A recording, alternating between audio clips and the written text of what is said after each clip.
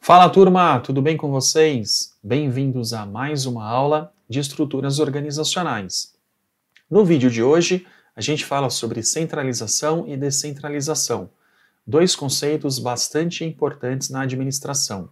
Então, a gente ainda está estudando aqui as dimensões estruturais das estruturas organizacionais. Muito bem, vamos definir primeiro o que é uma organização centralizada. Isso é simples, tá? É aquela na qual as decisões estão concentradas no topo da organização, ou seja, no nível estratégico da empresa, na alta administração, o que enfatiza a cadeia de comando. Já em uma organização descentralizada, as decisões acontecem de maneira distribuída ao longo dos níveis hierárquicos, ok? Então a gente tem as decisões sendo tomadas pela alta administração, no nível mais estratégico da empresa, mas também a gente tem as decisões sendo tomadas no nível tático, que é onde tem a gerência média, e no nível operacional, que concentra aí a base da pirâmide hierárquica das empresas, ok? Então, coordenadores, chefes de seção, supervisores, analistas, também têm a liberdade de tomar decisões no nível operacional. Perfeito? Então, organização centralizada, decisões na alta administração. Organização descentralizada, decisões na alta administração, na gerência média e na base operacional da empresa. Beleza, turma? Muito bem, vamos agora ver as vantagens e desvantagens da centralização. Vamos estudar primeiro a centralização, ok? Quais são as vantagens? A primeira delas, as decisões são mais consistentes com os objetivos da organização. Por quê?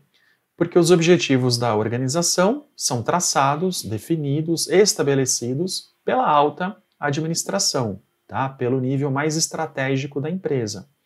Então aí as decisões tendem a estar mais alinhadas com os objetivos da empresa. Há maior uniformidade, padronização de procedimentos, políticas e decisões. Quando você concentra as decisões em apenas um nível da empresa, nesse caso, no nível estratégico, na alta administração, você tende a ter decisões, políticas, procedimentos mais uniformes, mais padronizados, ok? Não há aí tantas diferenças, né, entre os pensamentos dos diversos gestores da empresa. Possibilita maior redução dos riscos de erro em decorrência da comunicação e da ação mais diretas. A comunicação e a ação nessas empresas são top-down, tá? São de cima para baixo, ok?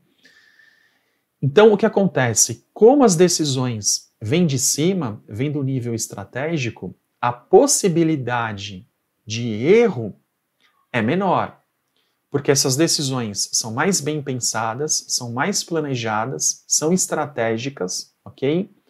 E elas estão visando objetivos de longo prazo, então elas tendem a ser mais acertadas, ok? Facilita a avaliação e o controle de desempenho da organização.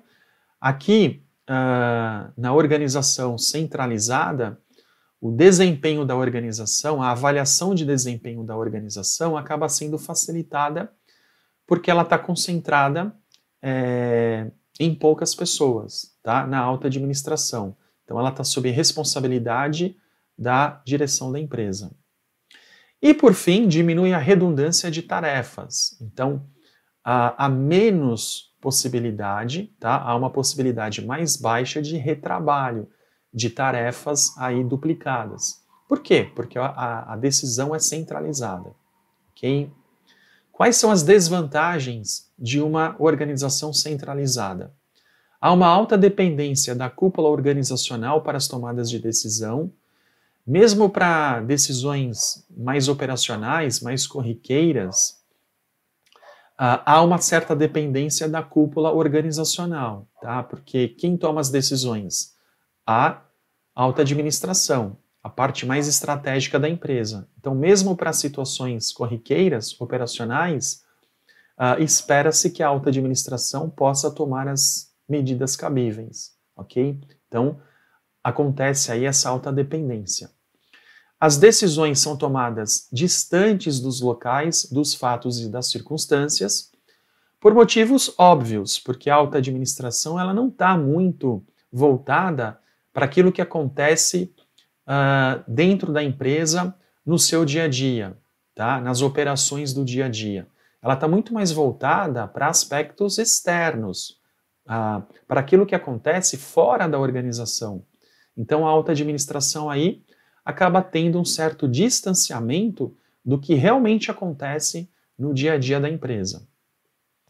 Há uma menor competição entre as diversas unidades, departamentos organizacionais.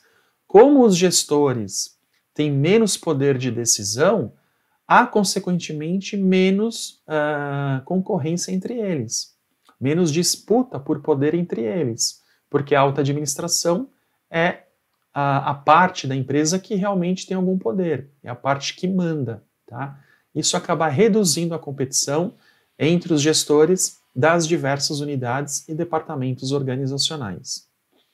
Outra desvantagem leva ao desestímulo e à falta de criatividade dos membros organizacionais, dos funcionários, pois as chances de ascensão na carreira são menores. Em uma organização centralizada, é muito mais difícil de ter ascensão na carreira, tá? Quando o funcionário consegue subir um nível, ele ainda não tem poder de decisão. Ele precisa chegar à alta administração para se sentir valorizado, para ter de fato poder em mãos, ok? Dificulta a avaliação de gerentes médios, porque aqui os gerentes médios são meros executores. Mais uma vez, a decisão, o poder de decisão está num nível acima, está na alta administração. Então a avaliação de gerentes médios, a avaliação da capacidade desses gerentes médios fica dificultada. Na verdade, você não está medindo aí a capacidade de gestão desses gerentes, tá? Você está medindo sempre a capacidade de realização das tarefas do dia a dia, tá? Porque o poder de decisão está concentrado na alta administração. Beleza, turma? Agora a gente vai ver, a descentralização, tá? As vantagens e desvantagens da descentralização. A gente vai ver aqui que algumas vantagens da descentralização são vantagens, aliás, são desvantagens na centralização. E algumas desvantagens aqui são vantagens na centralização, tá? A gente vai ter aí o contrário, né, de uma para outra. Bom, as vantagens. Propicia maior agilidade e flexibilidade na tomada de decisões, aqui por uma razão óbvia, tá? Porque as decisões estão distribuídas ao longo dos níveis hierárquicos, tá? Então há mais agilidade, há mais flexibilidade na tomada de decisões. As decisões são mais adaptadas às condições locais. Por quê? Porque quem toma a decisão, o gestor que toma a decisão, ele está acompanhando de perto o que está acontecendo no dia a dia da empresa, tá? Então são decisões aí mais adaptadas às condições locais. Há maior disponibilidade de tempo para os administradores do topo. Como os administradores da alta administração,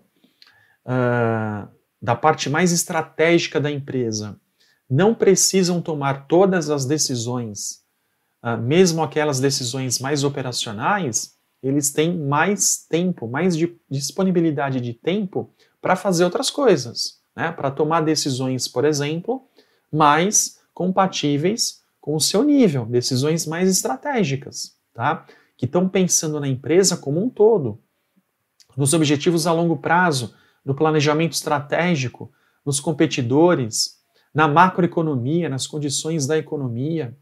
Então, há maior disponibilidade de tempo para os administradores da alta administração. Outra vantagem, propicia maior motivação da gerência média. Por quê? Porque eles têm mais poder em mãos. A gerência média, nesse caso, tem poder de decisão, tá? Então, eles ficam mais motivados. Propicia maior interesse e motivação aos subordinados, pois as chances de promoção são maiores. Além disso, quando um subordinado, um liderado, assume um cargo de gestão, ele já tem poder de decisão, ele já consegue tomar decisões. Isso também propicia maior interesse e motivação aos que aspiram por uma promoção na empresa. Outra vantagem, facilita a avaliação e o controle do desempenho de unidades e gestores. Por quê? Porque eles estão mais próximos do que realmente está acontecendo no dia a dia das empresas, tá? Ou da sua empresa. Então, ele tem uma avaliação aí mais facilitada e ele controla o desempenho das unidades com mais facilidade também, ok? Agora, as desvantagens. A perda de uniformidade e padronização nas decisões. Por quê? Porque cada gestor tem o seu viés, tem a sua forma de pensar, tá? E de tomar decisões. Então, dificilmente você vai ter uma certa uniformidade ou padronização nas decisões quando se trata de uma empresa descentralizada, ok? Há mais desperdício e duplicação de recursos. É mais caro você ter uma organização descentralizada, tá? Em outras palavras, é isso. Custa mais você ter uma organização descentralizada. Os canais de comunicação são mais dispersos pela organização, né? Você não tem aquela comunicação top-down que a gente viu na organização centralizada. A comunicação, os canais de comunicação também estão distribuídos pelos níveis hierárquicos da empresa. Isso, de certa maneira, pode dificultar a comunicação, ok? É mais difícil identificar os responsáveis por decisões erradas, porque as decisões estão em todo lugar. Então, quando acontece alguma decisão errada, algum equívoco por parte de alguém que tomou uma decisão, é mais difícil de você identificar o que aconteceu e por que a decisão foi tomada daquela maneira, ok?